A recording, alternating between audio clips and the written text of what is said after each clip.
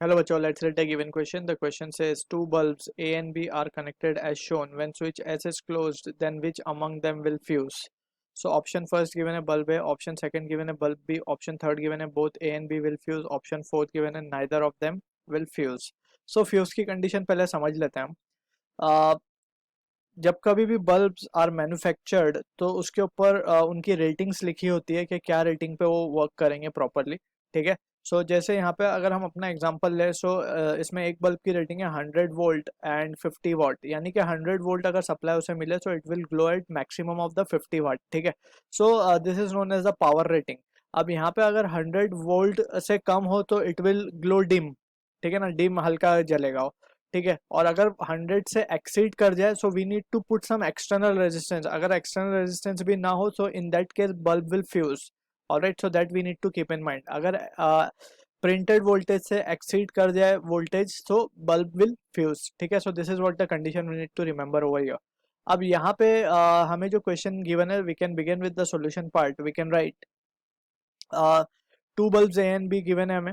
अब दोनों का बल्ब का हम रेजिस्टेंस कैलकुलेट कर सकते हैं. Also we need to understand some few important formulas over here. That is power का हम फॉर्मूला क्या लिख सकते हैं, V इंटू आई, और it can be also written as V square by R to calculate the resistance. Also it can be written as P equals to I square R. So different formulas है that we need to be remember for solving such type of problems. ठीक है. So यहाँ पे अब we can see resistance of bulb A का. अगर हम bulb A का रेजिस्टेंस निकाले तो हम क्या लिख सकते हैं इसके ऊपर, वी ए जो कि प्रिंटेड होगा इसके ऊपर V A upon V A square upon P A. Right. So V A square कितना है इसके ऊपर 100 का square upon P A is given as 50. Right. So ये वैल्यू क्या आ जाएगी हमारी, it comes out to be 200 ohms. ये मिल गया हमें रेजिस्टेंस ऑफ ए बल्ब. अब रेजिस्टेंस ऑफ बी बल्ब भी सिमिलर वे में we will calculate V B upon P B. ठीक. सो यहाँ से हम क्या लिख पाएंगे, we can write this as two B, we can write this result as vb square, that means 100 का square upon 40. So this result comes out to be 280 ohms. ठीक है.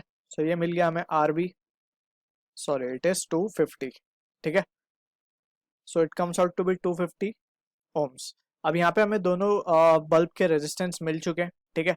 So we can now calculate the current in the circuit. अगर हम बात करें since we can see के bulb A and B are in series, so we know के series में दोनों बल्ब में सेम करंट फ्लो होगा.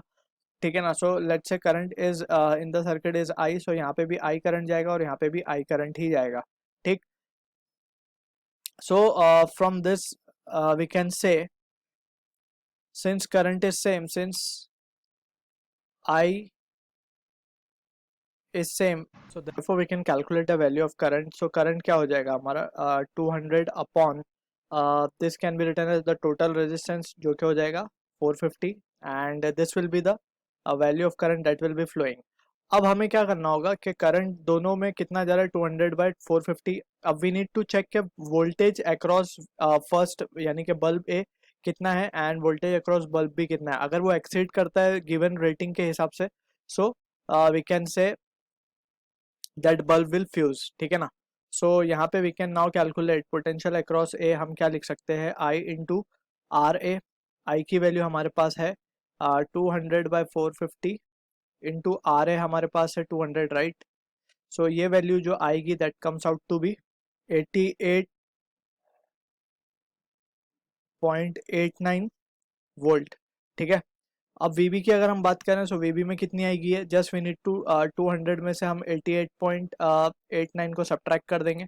सो the result comes out to be 111.11 volt. अब हम देख सकते हैं दोनों में कि वीबी में जो maximum voltage it can have is 100 volt, लेकिन जा कितना रहा है उसमें 111 volt. So B will be fused. ठीक है ना. बी में वोल्टेज ज़्यादा हो गया तो बी विल फ्यूज.